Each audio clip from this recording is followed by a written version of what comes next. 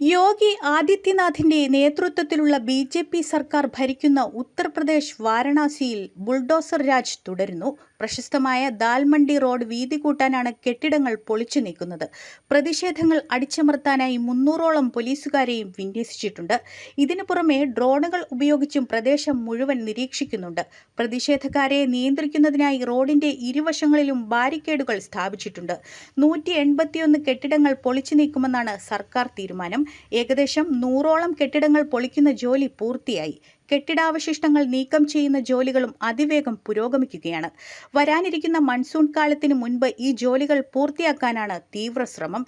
കെട്ടിടങ്ങളും വീടുകളും പൊളിച്ചു നീക്കുന്നതോടെ നിരവധി കുടുംബങ്ങൾ വഴിയാധാരമാകും. എന്നാൽ രാജ്യത്താകമാനം ബുൾഡോസർ രാജ് തുടരുകയാണ്. കോൺഗ്രസ് ഭരിക്കുന്ന സംസ്ഥാനങ്ങളിലും സ്ഥിതി വ്യത്യസ്തമല്ല.